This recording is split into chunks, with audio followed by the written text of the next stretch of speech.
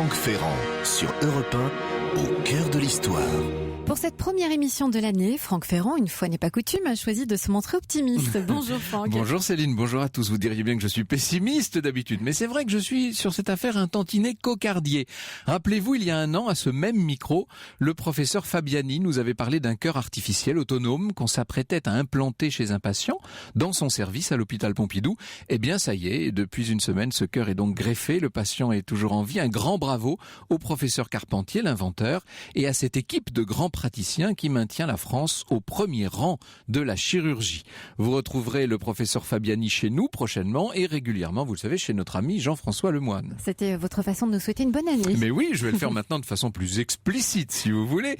C'est toujours, vous le savez, une grande joie de vous retrouver. Toute l'équipe se joint à moi pour souhaiter une très belle et grande année à nos auditeurs, qu'ils nous écoutent en direct ou en podcast, en France ou partout dans le monde. Grâce à mon site, à celui de la radio, aux réseaux sociaux, nous ne nous sommes pas vraiment quittés pendant ces 2 semaines de rediffusion qui, je le sais, ont par ailleurs été très appréciées. Et aujourd'hui, je crois que vous allez nous faire rêver. Et oui, je vous emmène visiter l'un des plus beaux endroits de la planète, le fabuleux ensemble de palais et de temples sculptés d'Angkor au Cambodge. Nous y avons pour guide l'Indiana Jones français, j'ai nommé Jean-Claude Simoen. Hier, c'était l'épiphanie et Julien, très à propos, nous demande depuis quand on a pris l'habitude de tirer les rois. Eh bien, je vais répondre à Julien, mais aussi à Stéphane et à Sophie qui posent à peu près la même question. Nous verrons ça à la fin de l'émission, bien entendu, et d'autant plus volontiers que j'ai entendu hier pas mal d'approximations sur le sujet. Pour le moment, l'heure est venue de grimper sur notre éléphant blanc et d'aller explorer la jungle asiatique et les merveilles incomparables qu'elle recèle du côté d'Angkor.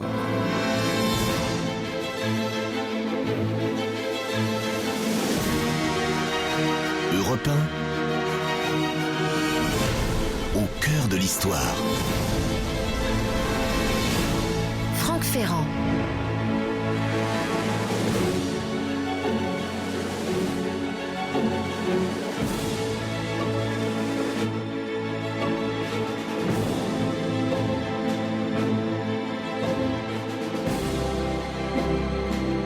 Depuis un siècle et demi, Angkor fait rêver les Occidentaux que nous sommes, ce très vaste ensemble de palais, de temples, de murs sculptés, une sorte de complexe urbain et hydraulique en plein cœur de la luxuriante forêt cambodgienne, nous fascine par sa taille, par sa splendeur, son raffinement, sa cohérence aussi. Peut-être que ça nous fascine aussi encore par le plan géométrique, vous savez, avec ses routes et ses canaux à angle droit et ses enclos de forme carrée. C'est un peu le Versailles asiatique, et même c'est plus que cela. Imaginez de hautes tours de grès, des balustrades avec des tranches animaux ou des personnages mystérieux, dont certains dansants, nous allons y venir, des faces animées, d'étranges sourires, et partout, comme autant de pyramides nouvelles, ces espèces de clochetons flamboyants et légèrement cintrés. Vous êtes en présence des pittoresques vestiges de l'exotique empire Khmer. Un site qui s'étend, tenez-vous bien, sur 400 km², en partie repris et envahi depuis par la forêt. De l'aveu de plusieurs amis, dont je respecte beaucoup le jugement, c'est peut-être l'endroit le plus envoûtant de la planète.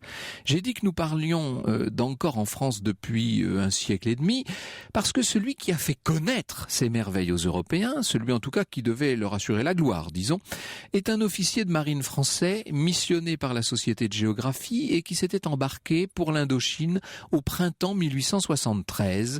C'était Louis Delaporte. Il va faire connaître et aimer l'art khmer au public. C'est cette dimension artistique sur laquelle, et notamment sur les sculptures, sur les bas-reliefs, que lui va mettre l'accent. Il sera le fondateur d'un musée khmer en 1882 au Trocadéro, qui va devenir le musée indo-chinois au moment de l'expo de 89. L'exposition universelle, et en ce moment même, le musée Guimet, donc tout près d'ici, consacre à Louis Delaporte une très belle exposition intitulée « Angkor, naissance d'un mythe », exposition qui, et je vous signale ça avec de véritables feux clignotants, une exposition qui est prolongée jusqu'au 27 janvier, avec notamment des nocturnes les 3 prochains mercredis. Voilà, notez bien cela. Voici ce qu'écrit Jean-Claude Simoën. Louis de la Porte aimait à répéter qu'il n'était qu'un demi-conservateur ne se souciant que de l'art. C'est vrai que cette dimension artistique a joué un rôle absolument prépondérant le concernant. L'exposition d'Arcmer avait aussi eu pour conséquence, ajoute-t-il, de susciter un long engouement pour cette civilisation dans laquelle s'interpénétraient les influences de l'Inde et de la Chine, pour ce bouddhisme flamboyant surgi de forêt et jusque-là insoupçonné. Évidemment, de la Porte n'est pas le seul explorateur à s'être penché sur Angkor. Nous allons parler de Henri Mouot, de Francis Garnier, bien entendu, mais aussi de 3 grands auteurs, 3 monstres sacrés de notre littérature qui auront, au début du XXe siècle, des visions contrastées d'Angkor. D'abord, Pierre Loti, qui découvre le site sous une pluie diluvienne. Je le cite d'après Jean-Claude Simoën. « J'attendais une salle immense où je serais seul, et ce n'est encore qu'une galerie infiniment longue mais étroite, oppressante, sinistre, où je frémis presque de rencontrer, dans le demi-jour de l'averse et les fenêtres trop grillées, beaucoup de monde immobile, du monde mangé par les vers, des dieux cadavres, des dieux fantômes assis ou effondrés le long des parois. La plupart ont la taille humaine, mais quelques-uns sont géants et d'autres sont nains. Il y en a d'un gris terreux, il y en a d'une rougeur sanguinolente, et çà et là des dorures, comme des masques des momies brillent encore sur certains visages. Beaucoup n'ont plus de mains, plus de bras, plus de tête. » Au trouble de Loti répond le rejet pur et simple de Paul Claudel, dont il ne faut jamais oublier qu'il a d'abord été un grand voyageur et un diplomate, bien entendu. Jean-Claude Simoën s'amuse à citer un certain nombre des expressions qu'emploie Claudel pour parler d'Angkor. Angkor est bien un des endroits les plus maudits, les plus maléfiques que je connaisse, écrit Paul Claudel. Il en reviendra, dit-il, malade, et dans son journal de 1921, il note une atmosphère de décomposition et de fièvre. Alors il compare Angkor Wat, le temple principal à Fontainebleau. C'est vrai que c'est un peu conçu de la même manière. Il écrit que l'accès à l'énorme temple se fait par une chatière repérée dans le palais central par un petit trou noir. Et alors il parle là où Paul Claudel voyait des tiares. Et c'est vrai que ces tours font penser à d'immenses tiares de grès. Eh bien, j'allais dire le mal embouché Claudel, en tout cas il est mal luné sur cette affaire. Il parle lui d'ananas, de boîtes rondes, de boules pleines de nuit et de fientes. Vous aurez compris qu'il n'a pas tellement aimé sa visite à Angkor. Il faut dire que, encore une fois, il faut se mettre dans la touffeur, dans la moiteur de cette jungle asiatique extrêmement présente et prenante. Il faut imaginer à quel point ces extraordinaires vestiges artistiques sont en même temps comme prisonniers d'une gangue végétale qui, à l'époque, dans les années 1910, 20, 30, était considérée comme essentiellement nocive. Quant à André Malraux, eh bien, si vous le voulez, je vais le garder pour la fin, parce que lui, on peut dire que son rapport à Angkor est en soi une aventure. Bec sur Europe 1, un extrait de la bande originale du film Les Deux Frères, sorti en 2004 et réalisé par Jean-Jacques Hano. Et nous revenons avec vous, Franck Ferrand, à la découverte d'Angkor. Alors, cet extraordinaire ensemble palatial et de temples d'Angkor, on a commencé à en parler en Europe, en Occident, à la Renaissance. Ce sont les Portugais les premiers qui se sont penchés sur cet extraordinaire endroit. Des voyageurs qui étaient établis à Malacca, aux Philippines notamment, qui se rendent en Indochine. Et il y en a un notamment, il s'appelle Diego do Couto, qui est un peu le chroniqueur officiel de l'Inde portugaise et qui raconte dans son ouvrage s'appelle Décade, il raconte qu'il est tombé sur des ruines fantastiques au cours d'une chasse à l'éléphant à laquelle l'avait invité le roi local dans les forêts les plus épaisses. Et alors imaginez, ces gens sont en train de chasser le tigre, ils sont à dos d'éléphant et d'un seul coup ils tombent sur, je cite, une ville dont on avait perdu jusqu'au souvenir. Khmer. Le roi de l'époque, le roi Khmer, avait oublié l'existence de la ville. Le roi, dit notre témoin, frappé d'admiration, décide sur le champ de transporter sa cour et encore va redevenir capitale. Alors ensuite, les explorateurs ne parleront pas beaucoup d'Angkor. La ville d'ailleurs n'est pas restée capitale très longtemps, puisqu'en 1594, le roi vit à Lovek, au moment où les Thaïs attaquent le pays. Et nombreux sont ceux qui vont se rendre en Indochine, mais visiblement, ils ne s'enfoncent pas suffisamment loin dans cette partie de la forêt continentale pour aller au-devant d'Angkor, qui ne réapparaît guère qu'au XVIIe siècle. Alors, évidemment, un certain nombre de missionnaires, d'explorateurs vont en parler, et Jean-Claude Simoine se fait évidemment se fait écho de leur découverte. À l'époque, on se pose de grandes questions sur Angkor, et notamment on se demande qui a bien pu créer cette espèce de vaste cité à angle droit comme ça, avec ce qui reste comme les vestiges de canaux qui devaient être impressionnants, et on se dit que ça doit être Alexandre le Grand qui avait créé ça. Le moine espagnol Gabriel de Santo parle d'Alexandre le Grand, il écrit « Il y a dans ce royaume des ruines dans une ville antique dont certains disent qu'elle fut construite par Alexandre le Grand ou les Romains parce que son plan et ses fortifications le donnent à penser. » Et à la fin du XVIIIe siècle, alors on va changer d'avis sur les origines d'Angkor. C'est le père Langénois, missionnaire à Battambang, qui écrit en 1793, je le cite, « Le Cambodge a des signes qu'il était jadis presque tout submergé, selon l'histoire chinoise, laquelle raconte que les tours de Banon à Battambang et la forteresse de pierre à Angkor, si renommée dans ces parties-ci, et qui est la principale province du Cambodge, a été faite par les Malabars environ 20 ans avant la naissance de Jésus, quand la mer était à côté, dont le grand lac est encore resté. » Vous voyez que ça faisait fantasmer pas mal, évidemment, cette espèce de Golconde de pierre totalement abandonnée et peu à peu dévorée par la forêt tropicale. Pas de traces historiques de la fondation d'Angkor donc. Les chroniques royales officielles remontent au XVe siècle. Les manuscrits gravés au stylet sur des feuilles de latanier ont disparu forcément, et les indigènes avaient fini par se convaincre que la cité avait été tout simplement fondée par les dieux. C'est le cas, vous savez, presque à chaque fois qu'un très grand site finit par se perdre comme ça, on lui trouve une origine divine. Au milieu du XIXe siècle, une description d'Angkor est très largement diffusée. Il s'agit de celle du père Charles-Émile Bouillevaux. Son ouvrage va paraître en France en plein Second Empire, en 1857. Alors là, lui, il est précis, il donne beaucoup de détails. Il s'est documenté d'abord avant de partir pour l'Asie. Il a consulté toutes sortes d'ouvrages relatifs aux ruines d'Angkor. Il va séjourner à 2 reprises sur place, de 1848 à 1856, puis de 1867 à 1871, et au milieu du siècle, donc en 1850, il fait partie de la mission du Cambodge, et il va rester donc dans la région. Il s'interroge sur la possible action des Khmers, et avant même d'arriver à Angkor, il note: le centre d'action de l'ancienne race des Khmers, au temps de sa grandeur, semble avoir été les provinces voisines du Grand Lac. Aussi, c'est là où l'on rencontre les plus nombreux restes d'architecture. Angkor a été longtemps comme le cœur du pays, et c'est dans cette antique cité et dans ses environs que nous trouvons les plus beaux monuments de l'architecture khmer. Le voilà donc, ce père Bouillevaux, qui va découvrir Angkor. On est en décembre 1850, et le premier touriste, si l'on veut. Alors voilà je vous propose de lire tout simplement sa relation de sa visite, de sa découverte. Après avoir quitté la ville actuelle d'Angkor, je marchais pendant plus d'une lieue sur un sable brûlant qui mit mes pauvres pieds nus dans un triste état. Enfin, j'arrivais tout à coup au sortir de la forêt, près d'une large chaussée de pierres de taille dont l'entrée était gardée par des lions de fantaisie. En suivant cette chaussée qui traverse un étang où mangeait et se baignait un troupeau de buffles, je vis çà et là plusieurs petits kiosques en partie détruits. Les ruines en révélaient l'ancienne élégance. La pagode d'Angkor, assez bien conservée, mérite de figurer à côté de nos plus beaux monuments. Vous voyez que d'emblée, le père Bouillevaux a pris la totale mesure de l'importance du site. C'est la merveille de la péninsule indochinoise, écrit-il.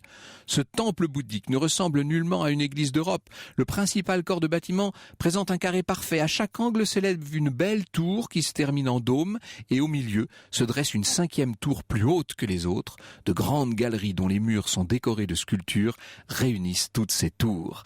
Et un petit peu plus loin, il dit: quand Quand j'eus visité la pagode, je me dirigeais vers l'ancienne ville, autrefois séjour des rois. Bientôt, je franchis les remparts qui subsistent encore et pénétrai dans l'enceinte en passant sous une porte assez bien conservée, à environ une demi-lieue du mur d'enceinte. Je trouvais des ruines immenses qu'on me dit être celles du palais royal. Le genre d'architecture paraît ressembler à celui de la pagode. Sur les murs entièrement sculptés, je vis des combats d'éléphants, des hommes luttant avec la massue et la lance, d'autres tirant de l'arc et 3 flèches en partant à la fois. Ces ruines ne sont pas les seules.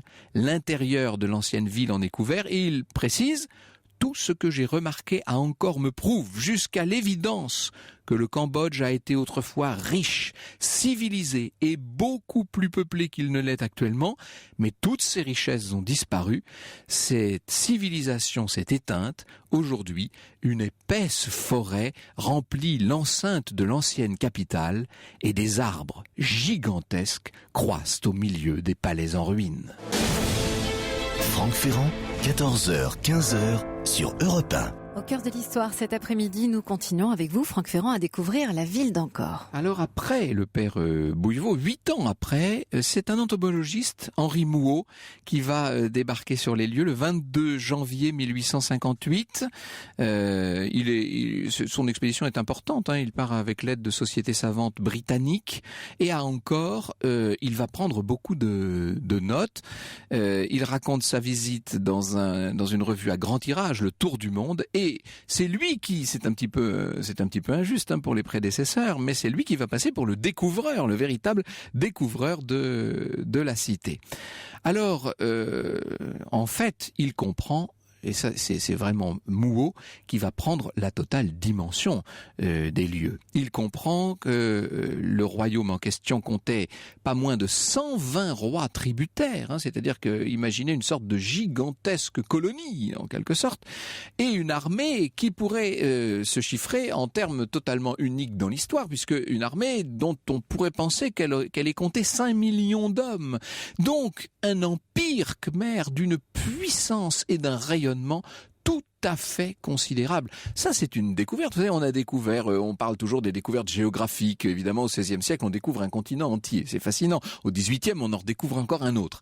Mais là, ce qu'on découvre, c'est un empire dont on aurait, sans ces travaux-là, dont on aurait presque perdu jusqu'au souvenir. Je trouve ça très émouvant et très passionnant en ce qui me concerne. Alors, Mouot se demande évidemment ce qu'a bien pu devenir le peuple de ces palais. Les paysans qu'il rencontre vivent dans de vulgaires huttes avec une espèce de toit en feuilles et des colonnes de bambou. Il enquête auprès des autochtones, il les questionne sur les fondateurs d'Angkor. Les Cambodgiens lui répondent que la ville est légendaire, surnaturelle. Pour les uns, les monuments seraient sortis de terre spontanément. Pour d'autres, la construction est l'œuvre du roi des anges, Praen. D'autres encore disent que c'est celle du roi lépreux, et enfin d'autres présentent tout ça comme le travail d'un géant. Ça fait penser à ce qu'on a retrouvé en Mésopotamie, à ce qu'on va voir en Égypte, etc. Et même dans notre celtique européenne aussi, cette idée d'un géant qui est à l'origine de la création des cités, de ces cités titanesques.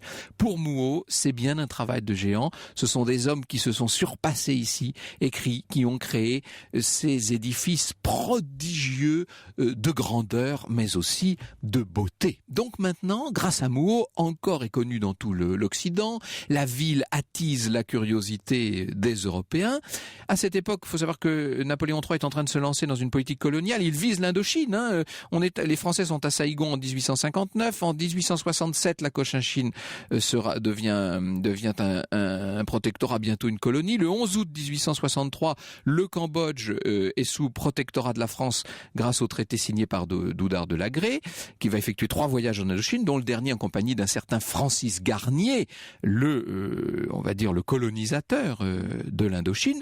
Et évidemment, ce qui paraît le plus extraordinaire à tous ces Français qui débarquent en Indochine, dans ce pays d'une luxuriance, d'une richesse, d'une civilisation, d'un raffinement extraordinaire. On a oublié ce qu'a pu être le rêve indochinois pour la France de la fin du 19e et du début du XXe siècle.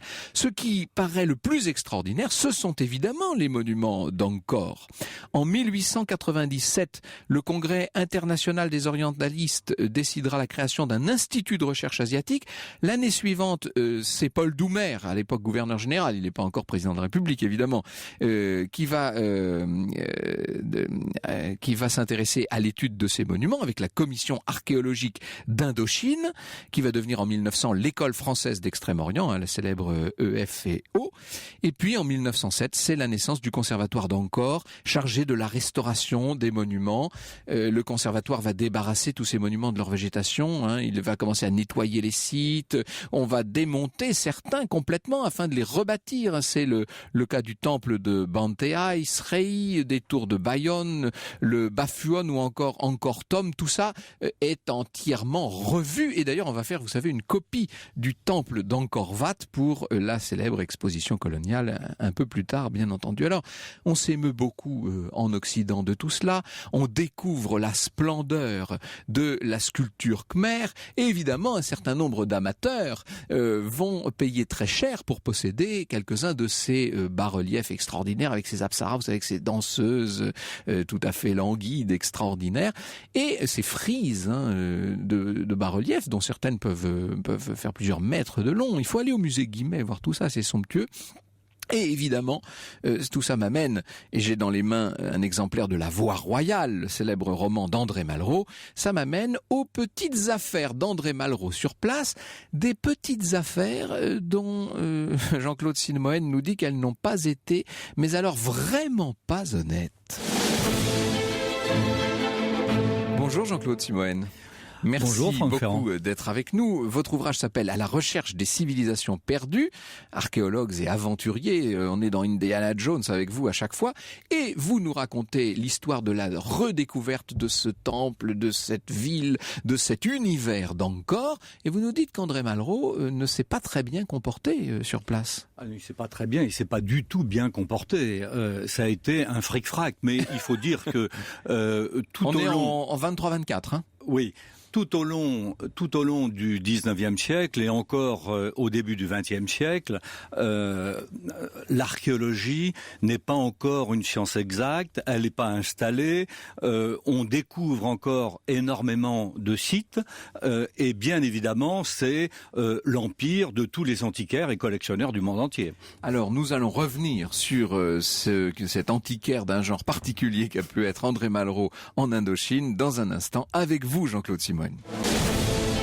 Franck Ferrand, 14h, 15h sur Europe 1. Et nous sommes au cœur de l'histoire. Vous nous parlez, Franck Ferrand, aujourd'hui d'Angkor et des autres civilisations disparues avec votre invité, Jean-Claude Simoën, historien et éditeur, auteur de À la recherche des civilisations disparues, archéologue et aventurier aux éditions Perrin. Et oui, Jean-Claude Simoën qui nous offre une belle occasion de nous replonger notamment dans la revue Pour la Science, qui est l'édition française de Scientific American. Vous savez, le numéro de ce mois de janvier est consacré à Angkor, une mégalopole autour des temples. Et c'est vrai que c'est la grande question que se posent les archéologues d'aujourd'hui, c'est de savoir, au-delà de la dimension religieuse et même au-delà du palais, de la dimension palatiale du site, en quoi cet extraordinaire complexe était-il une ville finalement, et quel type de ville? Ça, c'est une grande question sur laquelle nous allons revenir. Et puis, c'est l'occasion aussi de se replonger dans la Voix royale d'André Malraux. Alors, vous connaissez le jeune héros de la Voix royale, Claude Van Eyck, qui parle avec le vieil aventurier Perken et qui lui dit « Parlons d'argent ». C'est bien simple, dit Perken. Un petit bas-relief, une statue quelconque, valent une 30 000 francs. Francs or? Ah, vous êtes trop gourmand. Tant pis, il m'en faut 10. 10 pour vous, 20. 20 pierres. Évidemment, ce n'est pas le diable. Et d'ailleurs, un seul bas-relief s'il est beau, une danseuse, par exemple, vaut au moins 200 000 francs. Il est composé de combien de pierres? 3, 4? Et vous êtes certain de les vendre? Certain. Je connais les plus grands spécialistes de Londres et de Paris, et il est facile d'organiser une vente publique. On sent la fièvre de l'or s'emparer de l'esprit du grand écrivain. Vous avez déjà presque tout dit, on va à l'essentiel, parce que je me permettais de dire comme ça très rapidement tout à l'heure que tous les archéologues, tous les aventuriers, tous les découvreurs d'antiquité, enfin de civilisation, étaient à la solde plus ou moins des grands antiquaires internationaux, À cette époque, oui. des collectionneurs, ce qui revenait tout à fait au même. Et le voyage d'André Malraux avec Clara, à l'époque c'était son épouse, est un voyage d'affaires. Ils vont faire un fric-frac. Il faut appeler les choses par leur nom. Alors après, on a jeté, après l'opprobre, les 3 ans de prison qu'il a récolté sur place quand même. On va rentrer un peu dans le détail. Il a fait un comité de soutien, enfin Clara Malraux a organisé un comité de soutien avec les noms les plus prestigieux de l'époque. Edmond Jaloux, André Gide, Jean Paulhan, Mac Jacob, André Mauroy, Jacques Rivière, Martin Dugard, Charles Dubos, Gaston Gallimard, etc. J'en passe et des meilleurs. Donc, c'est-à-dire que tout le monde s'est déclaré en sa faveur pour éviter qu'il ne fasse ses 5 ans de prison, parce qu'il a été condamné. Donc 3 ans. C'était 3 ans. Oui. 3 ans. Mais il faut dire que pendant... Oui, c'est 3 ans de siècles, prison ferme et 5 ans d'interdiction de séjour. Absolument. Voilà, Pendant plusieurs siècles, à vrai dire, entre le XVe siècle, c'est-à-dire la fin de la civilisation extraordinaire, qui part dans la nuit des temps. Moi, je ferai un rapprochement avec la civilisation nabatéenne de Pétra. C'est à peu près d'ailleurs les mêmes périodes, c'est-à-dire en tout cas pour la durée, entre 3 et 5 siècles d'existence, et puis ces civilisations formidables vont disparaître. On pense à Mohenjo-Daro aussi, et à la civilisation de l'Indus. Il y a comme ça ces espèces de grands peuples dont on ne sait pas ce qu'ils sont devenus en quelque sorte. Et pourquoi subitement cette civilisation s'est-elle éteinte ? C'est ça. Voilà. Et alors, évidemment, elle était la proie de tous les collectionneurs et les antiquaires du monde entier. Et ça a duré très longtemps, jusqu'au jour où, là encore, c'est une tradition française, un peu comme pour l'Égypte, avec Auguste Mariette, il y a un Français qui va serrer les boulons, qui va fermer les frontières, arrêter la fuite des antiquités, et ce Français s'appelle Georges Grolier. Alors, il va jouer un rôle... beaucoup à lui. On lui doit énormément, et il va jouer un rôle très très important avec le couple Malraux, car immédiatement, il a une très mauvaise intuition quand Malraux, arrogant, cultivé, sûr de lui, un peu trop, il dit « L'impression que m'avait produite Malraux lors de son passage à Phnom Penh, et bien qu'il me fût présenté par M. Parmentier, qui était le directeur des antiquités, c'est-à-dire une sommité, voilà, avait été plus que défavorable. Il se montra trop au courant de l'Arc-Mer, envisagé surtout par un antiquaire. » Tout est dit. Voilà. Or, effectivement, André et Clara Malraux vont aller jeter leur dévolu sur un petit temple un peu écarté de la cité d'Angkor, Mantadrai, et ils vont purement et simplement découper 800 kilos de fresques, voilà, uniquement pour les vendre, en disant, en se frottant les mains, c'est formidable, quelle belle affaire. Seulement voilà, quand tout est chargé, alors d'abord sur les charrettes, sur lesquels d'ailleurs au passage ont chevauché, si je puis dire, à la fois Pierre Loti et Paul Claudel, pour des interprétations différentes que vous avez rappelées avec beaucoup de justesse tout à l'heure. Claudel qui comprend rien à rien, Loti qui est comme d'habitude un peu dans la fantasmagorie, époustouflé et plutôt dans la fantasmagorie, mais avec une belle qualité d'écriture quand même. Il faut lui reconnaître que, comme pour La mort de Filet, il est enthousiasmé. À propos de qualité d'écriture, voici ce qu'écrit André Malraux. La vedette des maras s'enfonça entre les arbres immergés. Les vitres frôlaient les branches couvertes de boue coagulées par la chaleur, de filaments de vases verticaux. Sur les troncs, des anneaux d'écume séchée marquaient la hauteur extrême de la crue. Claude regardait avec passion ce prologue de la forêt qui l'attendait, possédé par l'odeur de la vase qui se tend lentement au soleil, de l'écume fade qui sèche, des bêtes qui se désagrègent, sur le molle aspect des animaux amphibies couleur de boue collés aux branches. Au-delà des feuilles, dans chaque trouée, il tentait d'apercevoir les tours d'Angkor Wat sur le profil des arbres tordus par les vents du lac. En vain, les feuilles rouges du crépuscule se refermaient sur la vie paludéenne. La fétidité lui rappela qu'à Phnom Penh, il avait découvert au centre d'un cercle misérable un aveugle qui psalmodiait le Ramayana en s'accompagnant d'une guitare sauvage. sauvage. Le Cambodge en décomposition se liait à ce vieillard qui ne troublait plus de son poème héroïque qu'un cercle de mendiants et de servantes, terre possédée, terre domestique où les hymnes comme les temples étaient en ruine, terre morte entre les mortes, et ces coquillages terreux qui gargouillaient dans leurs coques, ignobles grillons, devant lui, la forêt terrestre, l'ennemi, comme un poing serré. Ça n'est pas très accueillant, cette forêt cambodgienne. Elle est épouvantable. Beaucoup de Français vont le payer de leur vie et ils vont mourir très jeunes, de fièvre, d'épuisement, de maladies diverses et multiples.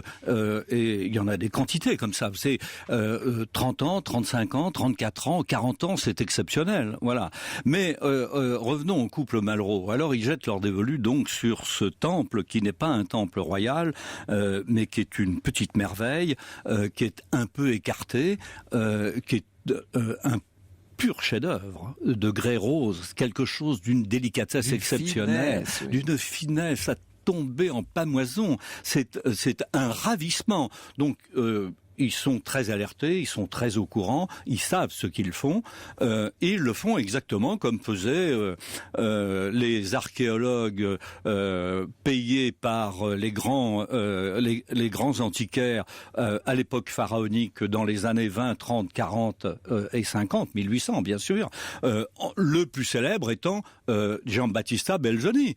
Il découpait purement à la scie des fresques entières, voilà. Et des bas-reliefs. Et je ne vais pas rappeler ici au micro la fresque du Parthénon qui est au British Museum, qui a purement été simplement la frise du Parthénon. La frise du Parthénon qui a été découpée. Donc c'était monnaie courante. Mais là, on savait que c'était pour les grands musées, pour une certaine idée de la préservation des grandes civilisations. Les Malraux, c'est uniquement, c'est pour ça que j'ai employé le mot fric-frac, que je réitère volontiers, c'est du business. Ils viennent là redorer leur caisse personnelle, c'est-à-dire faire de l'argent. Alors, ce que n'avaient peut-être pas entièrement perçu ces grands explorateurs de l'entre-deux-guerres et que devaient découvrir les scientifiques beaucoup plus récemment, c'est l'immensité du site, parce qu'évidemment tout ça étant complètement perdu dans une forêt qui avait gagné, qui avait dévoré les vestiges, on en avait perdu la cohérence et l'immensité. Je parlais de 400 km², vous allez plus loin, vous dites. C'est beaucoup plus que ça. Oui. Oh, c'est beaucoup plus que ça, et nous le savons grâce à la NASA. Il y a eu évidemment un épisode épouvantable parce que jusque dans les années 20, on va redécouvrir la civilisation khmer. On va redécouvrir cette grande civilisation formidable. On va la préserver, on va l'extraire petit à petit, autant que faire se peut, de cet enracinement gigantesque, cette gangue terrible qui enserre tous les monuments. Et on pense que c'est entre 300 et 400 km². Et puis, il y a évidemment les Khmers rouges de sinistre mémoire, et la NASA va surveiller tout ça, va surveiller les mouvements, les endroits où ils se trouvent, et à plusieurs milliers de kilomètres au-dessus de cette forêt quasi impénétrable, et on va s'apercevoir que ce n'est pas 400 km, mais 1000 mètres carrés. 1000 km², 1000 km², il faut que les auditeurs comprennent bien que c'est exactement, à peu de choses près, l'État de New York. C'est-à-dire qu'on va d'un seul coup se rendre compte que il ne s'agit pas de temples épars et divers répartis sur 300 ou 400 km², mais 1000 m² et une cité organisée. Lorsque le temps des aventuriers fut définitivement clos, écrivez-vous dans votre livre, à la recherche des civilisations disparues, les ruines d'Angkor ne furent plus seulement un haut lieu du tourisme exotique, mais aussi le laboratoire d'une splendeur nationale retrouvée. Et plus loin, passé la terreur, la gloire est revenue au royaume des Khmers. Pour paraphraser Claude Lévi-Strauss, disons que la découverte d'Angkor aura permis à l'Occident et à ses prétentions de faire reculer les frontières du bon sauvage, aux portes de la Chine. Il existait une très grande civilisation et ce fut peut-être de seulement l'entrevoir, sans tenter de la comprendre, qui rendit Maussade et Pierre Loti et Pierre Claudel. Franck Ferrand, 14h, 15h sur Europe 1.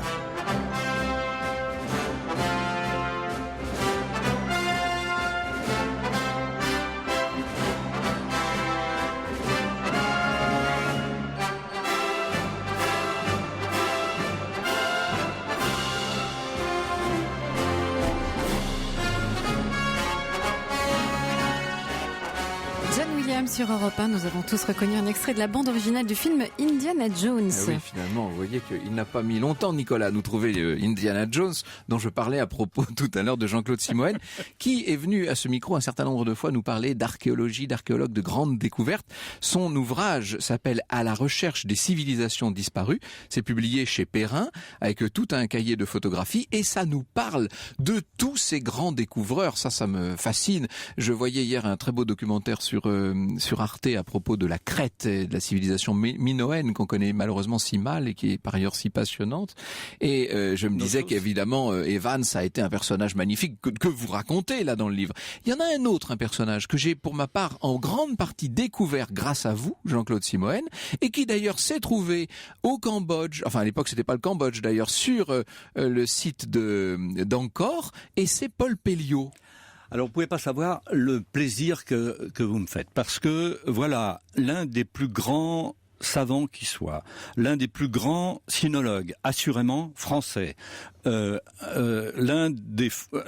des plus grands aventuriers aussi, de surcroît, homme très courageux. On va découvrir pour la première fois le nom de Paul Pelliot, alors qu'il est déjà un étudiant extrêmement richement doté, on va dire.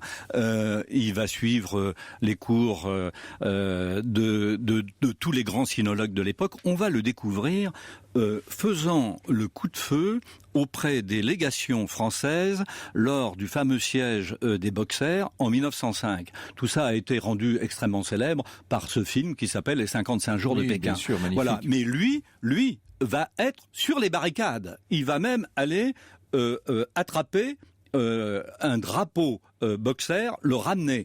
Il a 22 ans, il est extrêmement intelligent, il est extrêmement cultivé, il parle déjà pratiquement une dizaine de langues, il en lit pratiquement autant qui sont des langues mortes, et il va être décoré à 22 ans de la Légion d'honneur. C'est la première fois qu'on voit le nom de Paul Pelliot. Cet homme éblouissant est le plus méconnu des sinologues français. Ah oui, ça on peut le dire, hein, objectivement. Et je trouve ça... Il est mort assez tard, en 1942, pendant la guerre. 45. Hein. 45 même, oui. 1945. Il va être professeur au Collège de France. Il va avoir une trajectoire quasi exceptionnelle. Et là, sa grandeur de gloire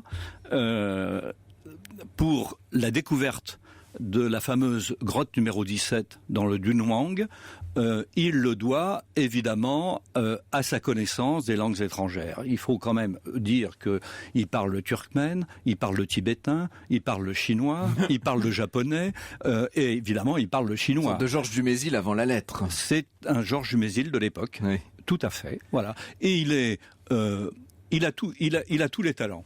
Il est beau, il est intelligent, il est cultivé. Il est courageux, c'est un aventurier, et il a une focale à 360 degrés. C'est quasi exceptionnel. Alors nous sommes dans le Turkestan chinois, et il est précédé. Et qu'est-ce qu'il vient faire là d'ailleurs ? Alors il a lu évidemment. Il faut dire que cette partie de la Chine est particulièrement enviée par les archéologues du monde entier, et tout particulièrement les Allemands avec un dénommé von Lecoq, l'Angleterre avec Orelstein, lequel est d'origine hongroise, mais il vient d'être fraîchement naturalisé britannique. Et vous savez, tout ce qui appartient à l'Empire britannique, aventurier, explorateur, érudit ou pas, fait partie de l'intelligence service. On va ramasser, pour dire les choses un peu rapidement comme ça. Et la France, elle, a Paul Pelliot. Et cette partie du Turkestan chinois, il n'y a qu'à gratter un peu le sol, écarter un peu le sable pour découvrir tout simplement des trésors. Et là, il apprend qu'il y a une grotte qui est encore murée, et il a l'intuition absolument géniale que ce sont certainement des manuscrits exceptionnels. S'ils ont été murés, c'est que entre les origines du bouddhisme et l'arrivée de l'islam, il y a eu la protection. Et cette intuition va s'avérer tout simplement véridique. C'est formidable. Il a mis la main sur la réserve. Sur la réserve. Alors il a été précédé en cela, dans cette fameuse grotte, par Orelstein. Je disais qu'il était d'origine hongroise, mais Orelstein n'a pas l'érudition de Paul Pelliot. Donc, il va quand même... Il était un peu court, il pouvait pas aller aussi loin finalement, parce qu'il n'avait pas tout le bagage nécessaire. Il avait pas loin s'en faut. Et alors, il va quand même ramener pour le British Museum quelque chose comme à peu près 2000 manuscrits. C'est pas rien quand même. Voilà. Et puis la grotte est de nouveau fermée. Elle est protégée par un moine taoïste qui s'appelle Wang. Et évidemment, Paul Pelliot va faire en sorte de soudoyer, comme l'a fait d'ailleurs Orelstein, le moine Wang. Il va y arriver, mais lui, il va rester sur place. Il va rester sur place un peu plus de 3 semaines. Et comme il possède tout ce bagage linguistique, il va se rendre compte que ce qu'il est en train de découvrir est tout à fait exceptionnel. Par exemple, et c'est peut-être la chose la plus importante qui soit, parmi les documents offrant un intérêt inégalé, il y a un rarissime exemplaire du fameux Sutra du diamant, daté de l'année 868. Est-ce que vous vous rendez compte ce que cela veut dire ? Ça veut dire que ce qui en fait tout simplement le plus ancien livre imprimé existant, 7 siècles avant Gutenberg. Eh oui. Les Chinois avaient un peu d'avance une fois de plus. Là. Voilà. Et donc, l'intuition géniale, parce qu'il s'agit d'un homme éminemment cultivé, Paul Pelliot va se rendre compte qu'il avait eu raison. Car, effectivement, il y avait donc eu là, dans l'extrémité de la route de la soie, eh bien, il y avait une implantation bouddhique avant les invasions musulmanes. C'est assez étrange, finalement, que tous ces personnages majeurs, on a parlé de Grolier tout à l'heure, vous nous parlez de Paul Pelliot, aient quasiment disparu des mémoires et des consciences. Aujourd'hui, on n'en parle plus, finalement, de ces... Alors, j'ai du mal à comprendre ça, parce que cet homme va revenir en France, on va lui déverser l'opprobre sur des découvertes qui n'ont pas autant d'importance qu'il veut bien, que lui, Paul Pelliot, veut bien le souligner. On va mettre en doute la validité de cette découverte. Bref, il va lutter car il est intelligent, il va répondre point par point à ses détracteurs, et il va continuer, il va retourner en Chine plusieurs fois, avec les Chinois avec lesquels, malgré le détournement de la fameuse grotte numéro 17, il faut dire quand même que il a emporté après Orelstein 3000 documents manuscrits, pour la plupart, plus de 300 feuilles d'estampage, près de 2000 livres, et écoutez bien, 250 peintures que l'on retrouve actuellement à la Bibliothèque nationale pour la plupart, et bien évidemment au musée Guimet. Pour une fois que cette nouvelle appellation de Bibliothèque nationale de France permet de mieux comprendre. Alors, je ne vous surprendrai pas, Jean-Claude Simoine, en vous disant que ce livre, c'est un peu, vous l'avez conçu un peu comme si c'était pour me faire plaisir. Parce qu'il y a là-dedans tout ce qui a littéralement bercé, enthousiasmé mon adolescence. Je disais un mot de Knossos tout à l'heure et de la Crète. Ça, c'est tout à fait extraordinaire. Mais si vous le voulez bien, on va le mettre de côté. Ça sera l'objet d'une émission à part entière. Bien volontiers. J'ai cité les civilisations de l'Indus, la civilisation de l'Indus. Ça, c'est fondamental aussi. Alors, totalement. C'est l'angle mort de l'histoire antique. Il faut que les auditeurs comprennent bien que la civilisation pharaonique, nous sommes en gros à moins 3000, moins 3500 ans avant Jésus-Christ. La civilisation sumérienne, c'est-à-dire Babylone, le décryptage de l'écriture cunéiforme, la fameuse bibliothèque d'Ashurbanipal et la mise en perspective de ce chef-d'œuvre de la littérature qui est l'épopée de Gilgamesh, nous sommes à moins 3500, moins 3800 avant Jésus-Christ. La civilisation de l'Indus, dont on commence tout juste à apercevoir les prémices de ce qu'elle fut. Nous sommes à moins 8500, voire moins 9000. Or, nous avons découvert, mis à jour, 2 villes particulièrement. Harappa. Entre autres. Et Mohenjo-Daro. Voilà. Et 2 villes où il y avait des villes habitées par entre 400 000 et 700 000 personnes. Incroyable. Ce qui est considérable pour l'époque, avec, écoutez bien, le tout à l'égout, une organisation architecturale et des salles de bain. En 8000 et quelques avant notre ère, hein, c'est complètement fou.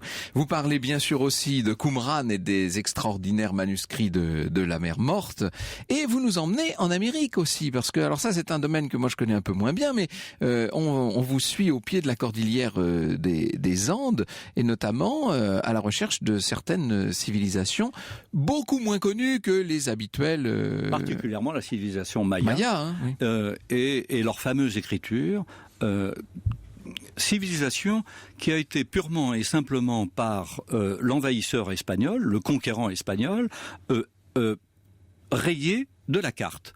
Purement et simplement, quand je dis rayée, c'est-à-dire jusqu'au langage, jusqu'à la langue, jusqu'à à l'écriture.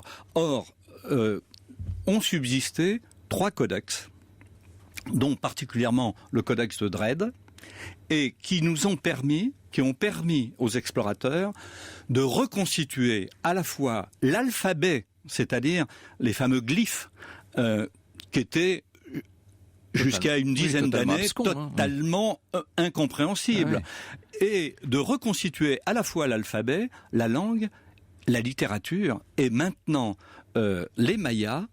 La culture maya est en train de remonter à la surface de la civilisation qui est la leur. C'est-à-dire de retrouver tout simplement leurs livres et leur littérature. C'est tout simplement formidable. Notre émission n'a qu'un défaut, Jean-Claude Simoën, c'est d'intervenir après les vacances de Noël, parce que c'est exactement le genre de viatique que vous nous avez écrit là, qui permet de s'épanouir complètement dans le rêve et de s'évader à la recherche des civilisations disparues. Archéologue et aventurier de Jean-Claude Simoën.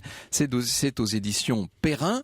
Et puis, je vous rappelle que cette exposition, encore la naissance d'un mythe, autour de Louis de la Porte et du Cambodge, est prolongée. Elle devait s'arrêter là le 13 et elle est prolongée jusqu'au 27 janvier prochain au musée Guimet.